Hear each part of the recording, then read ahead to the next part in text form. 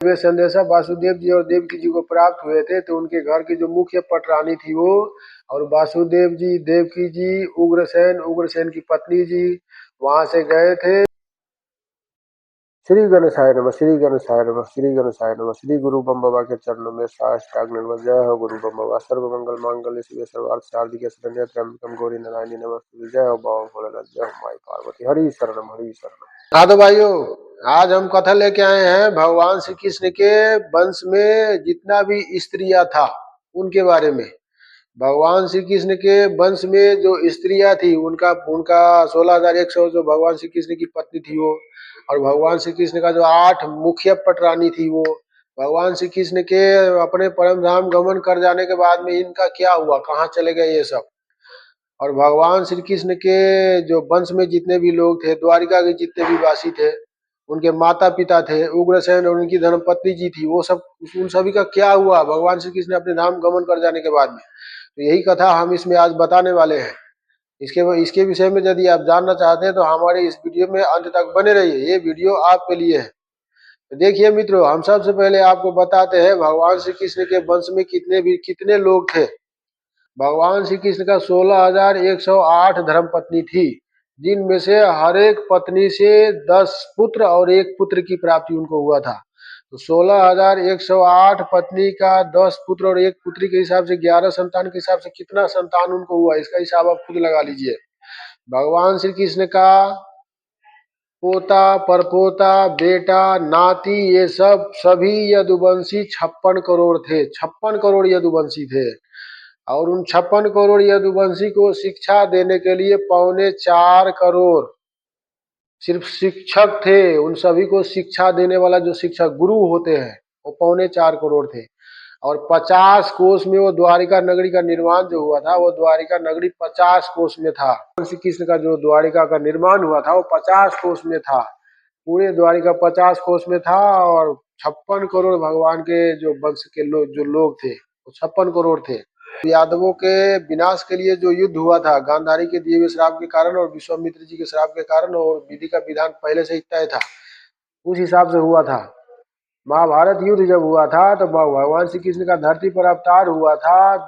धरती पर जो अत्याचारी मानव का विशाल हो गया था, बहुत अत्याचारी मानव हो गया था, जनसंख्या बहुत हो गया था, उस जनसंख्या को कम करने के लिए हुआ था। तो महाभारत युद्ध में जितने भी लोग मारे गए थे उनसे धरती का जो बोझ था ना वो कम नहीं हुआ। और यादवों का विनाश होने का मुख्य कारण था भगवान श्री कृष्ण का जितना भी बेटा, पोता, परपोता था, उन सभी को ये अभिमान हो गया था कि हम तो भगवान के बेटे हैं, भगवान के पोते हैं। इन सभी को बहुत ज्यादा अभिमान हो गया था। भगवान श्री कृष्ण सोच रहे थे कि इन सभी को हम धरती पर छोड़ के चले गए तो यही सब धरती को लूट लेंगे, किसी को चैन से नहीं रहने देंगे, अभिमान बस। इसीलिए धरती का बोझ हल्का करने के लिए यादवों का विनाश एकदम अनिवार्य था। तो वो लीला खुद ही भगवान रचाए थे अपने परम धाम गमन करने के टाइम में। ये भगवान की लीला के, भगवान के माया की वजह से हुआ था। इनमें किसी के श्राप का कोई महत्व नहीं है। गांधारी और विश्वामित्र जी केवल एक माध्यम बने, भगवान श्री कृष्ण के वंशजों के विनाश के माध्यम, इसमें उनका कोई दोष नहीं है। तो जब यदुवंशी का विनाश हुआ था, ये सभी यादव आपस में लड़के कट के मर गए थे। इसके बाद में भगवान दारू को ये संदेश दिए कि तुम द्वारिका जाओ और हमारे माता पिता को ये संदेश देना कि अर्जुन आने वाला है, उनको हमने संदेशा भेजा है। जैसे ही अर्जुन आएगा उनके साथ सभी द्वारिका वासी चले जाए, हमारे घर के वंश के सभी लोग उनके साथ चले जाए, क्योंकि 1 सप्ताह बाद इस द्वारिका को समुद्र डुबो देगा। हमारे नहीं रहने पर द्वारिका को समुद्र डुबो देगा, इसीलिए यहाँ से और अर्जुन के साथ चले जाए। इसके बाद में जब ये संदेशा वासुदेव जी और देवकी जी को प्राप्त हुए थे तो उनके घर की जो मुख्य पटरानी थी वो, और वासुदेव जी, देवकी जी, उग्रसेन की पत्नी जी वहां से गए थे जहां सभी यादव आपस में लड़के कट के मर गए थे वहां। और वहां पे जाके वासुदेव जी और देवकी जी भगवान श्री कृष्ण के याद में तरफ तरफ के वहां पे प्राण त्याग दिए थे। इनके बाद में भगवान श्री कृष्ण के जो 8 पटरानी थी, जो रुक्मिणी, सत्यभामा, कालिंदा, ये 8 जो पटरानी थी, ये सभी भगवान श्री कृष्ण को स्मरण करते हुए अग्नि समाधि ले लिए, अग्नि समाधि लेके अपने प्राण त्याग दिए। इसका वजह था भगवान श्री कृष्ण जब धरती छोड़ कर गए थे तो अपने शरीर के साथ ही अपने परम धाम गमन कर गए थे, शरीर नहीं छोड़े थे धरती पर। ये लिखा है मद्भागवत पुराण में और महाभारत में, दोनों में लिखा है कि भगवान श्री कृष्ण अपने शरीर के साथ ही अपने धाम में गमन कर गए थे। यदि भगवान श्री कृष्ण का शव होता तो उनका शव अपने गोद में रख के सती हो जाती, तो भगवान श्री कृष्ण का शव नहीं होने के कारण भगवान श्री कृष्ण के 8 पटरानी अग्नि समाधि लेके उनको स्मरण करते हुए उनके धाम में गमन कर गए थे। उद्धव जी को भगवान श्री कृष्ण ने पहले ही बद्री का आश्रम भेज दिए थे। इनके बाद में भगवान श्री कृष्ण के 16,100 जो धर्मपत्नी थी वो भगवान श्री कृष्ण के 8 पटरानी के साथ अग्नि समाधि नहीं ले सकी काल के प्रेरणा से। इसका कारण ये था कि वो जो भगवान श्री कृष्ण के 16,100 धर्मपत्नी थी वो अपने पिछले जीवन में अप्सरा थी, स्वर्ग की अप्सरा। और इसके बाद में महर्षि अष्टावक्र ने उनको पहले ही श्राप दिया था कि जब भगवान श्री कृष्ण अब धरती छोड़ के अपने परम धाम गमन कर जाएंगे तब इनको लुटेरे अपहरण करके ले जाएंगे, इसके बाद में इसको मुक्ति प्राप्त होगी। ये पहले ही श्राप दिए थे महर्षि अष्टावक्र ने इनको। इसी के कारण ये भगवान श्री कृष्ण के 8 पटरानी के साथ अग्नि समाधि नहीं ले सकी। इसके बाद में भगवान श्री कृष्ण के घर के जितने भी बहुएं थी वो सब अपने अपने पति के सर को अपने गोद में रख के चिता में उनके साथ अग्नि समाधि लेके भगवान श्री कृष्ण के धाम में चली गई। जब तक भगवान श्री कृष्ण धरती पर थे तब तक अपने सभी वंशजों को किसी तरह रोके हुए थे अपनी शक्ति से। यदि भगवान श्री कृष्ण अपने सभी वंशजों को अपने साथ नहीं ले जाते अपने धाम में तो वही भगवान श्री कृष्ण के सभी वंशज धरती पर अन्याय अत्याचार करते और किसी को चैन से जीने नहीं देते, क्योंकि उन सबको भगवान के बेटे हैं, भगवान के पोते हैं, इस बात का बहुत अभिमान हो गया था। और वही सब भगवान के वंशज धरती के बोझ हो जाते हैं, इसीलिए भगवान सब अपने वंशज को अपने साथ ले गए, केवल एक बज्रनाभ रह गए भगवान श्री कृष्ण के वंशज। इसके बाद में भगवान श्री कृष्ण के बगैर उनके घर के जो भी लोग नहीं रहने वाला था वहां पे जाके उनके याद में तरफ तरफ के अपना प्राण त्याग दिए थे। इसके बाद में जब अर्जुन वहां से आए थे द्वारिका में तो द्वारिका के जितने भी निवासी बच गए थे, भगवान के घर में जो भी स्त्री या बच्चे बच गए थे, तो वहां आने के बाद में उस जहां यादवों का विनाश हुआ था उस जगह पर गए, उस सभी को दाह संस्कार अर्जुन ने किए। इसके बाद में वहां से सभी द्वारिका वासी को लेके और वहां से अपने हस्तिनापुर की ओर प्रस्थान कर गए थे। इस कथा को थोड़ा देर यही छोड़ता हूँ, इसको बाद में शुरू करेंगे। फिलहाल अभी दूसरा कथा इसी में के दूसरा पार्ट शुरू करता हूँ। इसके बाद में मित्रों देखिए, और आपको ये बात बता दूं दोस्तों, जब यादवों का विनाश हुआ था तो उसमें भगवान श्री कृष्ण के सभी वंशज को मृत्यु मृत्यु नहीं हुआ था। भगवान श्री कृष्ण का जो परपोता था वज्रनाभ वो बच गए थे। वो कैसे बचे थे वो भी बताता हूँ। यादवों के विनाश का समय आने से कुछ समय पहले ही भगवान श्री कृष्ण ने वज्रनाभ जी को वहां से किसी दूसरे स्थान में भेज दिए थे। ये समय तय करके पठाए थे कि इतना समय के लिए किसी दूसरे स्थान में तुम जाओ, किसी काम से भेजे थे।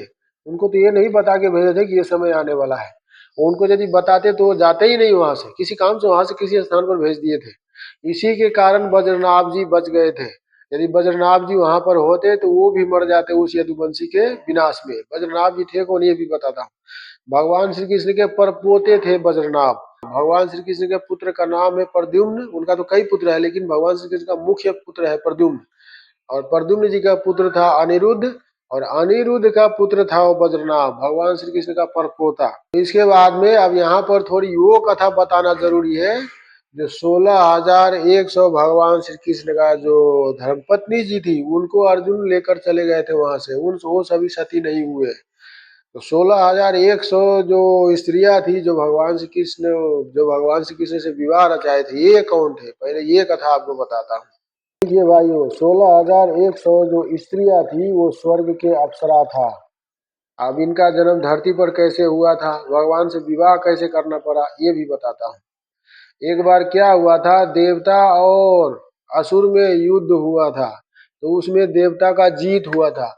उसी जीत के उपलक्ष्य में कहीं जश्न मना रहे थे देवता किसी स्थान में, स्वर्ग से दूसरे स्थान में।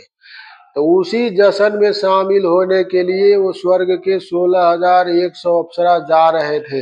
रास्ते में एक बहुत बड़ा सरोवर था। उसी सरोवर में महात्मा अष्टावक्र जी यहाँ तक अपने शरीर को डुबो के तपस्या कर रहे थे। तो तो उन सभी अप्सरा ने अष्टावक्र जी को देख के उनको दंडवत किए, प्रणाम किए। तो अष्टावक्र जी ने उनको आशीर्वाद दिए कि अगले जीवन में उनका जन्म मृत्युलोक में कन्या के रूप में होगी, और अगले जीवन में भगवान श्री कृष्ण जब श्री कृष्ण के रूप में धरती पर अवतार लेंगे तो उन सभी को पत्नी बनने का तुम सभी को अवसर प्राप्त होगा। इसके बाद में अष्टावक्र जी आशीर्वाद दे के पानी से बाहर निकले, और जब अष्टावक्र जी पानी से बाहर निकले तो अष्टावक्र जी का 8 अंग टेढ़ा था। ये सब आपको पता है। हालांकि बाद में उनके पिता के आशीर्वाद से उनका 8वां अंग सही हो गया था, लेकिन अष्टावक्र जी का उस समय तक उनका शरीर के सभी अंग टेढ़े थे। तो यहाँ तक गर्दन तक डूबे थे, तब तक तो अप्सरा को अच्छा लगा। और इसके बाद में जब अष्टावक्र जी बाहर निकले, जब आशीर्वाद अष्टावक्र जी दे दिए थे, तो सभी अप्सराओं ने उनको उनके 8 अंग टेढ़े देख उनको हंस दिए। तो अष्टावक्र जी को अपमान महसूस हुआ, इसीलिए अष्टावक्र जी ने बाद में श्राप भी दिए कि तुम लोगों ने हमको हंस के हमारा अपमान किया है, तो अगले जीवन में भगवान की पत्नी होने के बावजूद भी जब भगवान धरती छोड़ के अपने परम धाम गमन कर जाएंगे तो तुम लोगों को लुटेरे अपहरण करके ले जाएंगे। ये श्राप अष्टावक्र जी ने दिए थे पिछले जीवन में। इसी के कारण वो घटना हुआ था कुरुक्षेत्र में, जब लुटेरे भगवान श्री कृष्ण के सभी 16,100 पत्नियों को वहां से अपहरण करके ले गए थे। उनको उनके साथ क्या हुआ था ये भी बताऊंगा, आप बने रहिए हमारे साथ इस वीडियो में। बाद में इनका एक कथा और भी है कि जब भगवान श्री नर नारायण जी तपस्या कर रहे थे, भगवान श्री नर नारायण भी भगवान श्री नारायण का ही अवतार है, वो धर्म जी के पुत्र थे वो दोनों। तो भगवान श्री नर नारायण जी एक समय तपस्या कर रहे थे, तो देवराज इंद्र को लगा कि ये हमारे राज सिंहासन छीनने के लिए तपस्या कर रहा है। तो 16,100 अप्सराओं को देवराज इंद्र ने उनकी तपस्या भंग करने के लिए पठाए। तो उन अप्सराओं से भगवान श्री नर नारायण जी का तपस्या तो भंग नहीं हुआ, बल्कि भगवान श्री नारायण ने अपने जंगा से एक उर्वशी अप्सरा का उत्पत्ति कर दिए, और उस उर्वशी अप्सरा के सामने कोई अप्सरा टिक नहीं पाए, देवराज इंद्र का अप्सरा। तो बाद में वो 16,100 अप्सरा भगवान श्री नर नारायण से क्षमा मांगे थे और याचना किए थे कि जब अगला जीवन वो धारण करे तो अगले जीवन में उनको अपनी पत्नी के रूप में स्वीकार करे। और बाद में 16,100 अप्सराएं ने भगवान श्री नारायण से क्षमा मांगे थे और ये विनती किए थे कि भगवान श्री नारायण अपनी पत्नी के रूप में उन सभी को स्वीकार करे। तो भगवान नारायण तो वहां पे क्रोधित हो गए, लेकिन उनका भ्राता नर जी ने समझाए थे कि देखिए महात्मा, आप तो महात्मा है, महात्मा को क्रोधित होना शोभा नहीं देती, ये सब आपका भक्त है, आप अपने भक्त का सम्मान कीजिए, आपके अपने भक्त को सम्मान करना आपका फर्ज बनता है। तो भगवान श्री नारायण ने वहां पे उन सभी को ये सांत्वना दिए थे, आश्वासन दिए थे कि इस जीवन में तो ब्रह्मचर्य है, इस जीवन में उनको पत्नी के रूप में स्वीकार नहीं कर सकती है, लेकिन अगले जीवन में कृष्ण रूप में जब अवतार लेंगे, तो अगले जीवन में कृष्ण अवतार लेंगे तो उन कृष्ण अवतार में तुम सभी को अपना पत्नी बनाऊंगा, ये आश्वासन उनको दिए थे और ये वरदान दिए थे। इसके बाद में उर्वशी को भी स्वर्ग में भेज दिए थे। उर्वशी को ये बताए थे कि भगवान श्री नर नारायण तो योगी है, उनके जीवन में स्त्री का क्या काम, इसीलिए तुम स्वर्ग में ही जाकर निवास करो। तुम सभी अप्सराओं के साथ स्वर्ग में चले गए थे और ये बता दिए थे कि तुम सबका अगला जीवन 16,100 जो अप्सरा था उनको बता दिए थे, जब कृष्ण अवतार भगवान धारण करेंगे तो उनका जन्म धरती पर कन्या के रूप में किसी किसी राज्य में होगा, और तब उनको पति के रूप में स्वीकार करेगी। इसके बाद में वो सभी अप्सरा वहां से अपने स्वर्ग लोक में वापस चले गए थे। इसके बाद में जब भगवान श्री कृष्ण धरती पर कृष्ण अवतार लिए थे, उस समय उस 16,100 अप्सराओं का धरती पर कन्या के रूप में जन्म हुआ था, किसी किसी राज्य में राजा के पुत्री के रूप में। इसके बाद में वो भवहासुर या नरकासुर, दोनों उसी का नाम था। वही नरकासुर राक्षस उस 16,100 कन्याओं का अपहरण करके जबरन अपने राज्य में कारागृह में कैद करके रखा था, अपने इच्छानुसार भोग करने के लिए और उनका बलि देने के लिए। भगवान श्री कृष्ण को जब पता चला तो उन सभी कन्याओं का उद्धार करके भवासुर के चुंगल से और कहा कि तुम सब अपने अपने घर में चले जाओ। तो सभी अप्सराओं ने बताया कि हम सब कलंकित है, कि भवासुर के राज्य में इतने दिन कैद रहने के बाद में हम कहाँ जाएंगे, दुनिया हम पर ताना मारेगी, लोग हमको जीने नहीं देगी, कोई हमसे विवाह नहीं करेगी। तो भगवान श्री कृष्ण ने बताया कि तुम सबका क्या इच्छा है, तो सभी महिलाओं ने, सभी स्त्रियों ने बताया था कि आप हमसे विवाह कीजिए। तो उन्हीं की 16,100 कन्या के विनती पर भगवान श्री कृष्ण ने उनको अपना पत्नी बनाए थे और सभी के साथ अलग अलग रूप धारण करके उनके साथ जीवन बिताए थे। ये उनका कथा है। इसके बाद में जब अर्जुन वहां से लेके जा रहे थे सभी द्वारिका वासियों को और 16,100 भगवान श्री कृष्ण के पत्नियों को, तो रास्ते में जाके कुरुक्षेत्र में रात्रि में विश्राम किए थे। और उसी कुरुक्षेत्र में लुटेरा आए थे, जो आदिवासी लोग होते हैं, जंगल में रहने वाले लोग होते हैं। वो लुटेरे जो आए थे अर्जुन को वहां पे हरा के 16,100 भगवान की पत्नियों को अपने साथ अपहरण करके ले गए थे। वो लुटेरे कौन थे? वो दुर्योधन के पक्ष के जनता थे। आपको मालूम होगा, कोई राजा या कोई नेता या कोई प्रधानमंत्री होता है तो दो पक्ष के लोग होते हैं। एक लोग उनके पक्ष में होते हैं, एक लोग उनके विपक्षी होते हैं। जनता भी दो पक्ष, सभी दो पक्ष के होते हैं। वो जो 16,100 भगवान की स्त्रियों को जो अपहरण करके ले गए थे वो दुर्योधन के पक्ष के जनता थे। वो क्रोधित होकर आके उनको लूट कर ले गए थे, सारा धन भी वहां से लूट के ले गया।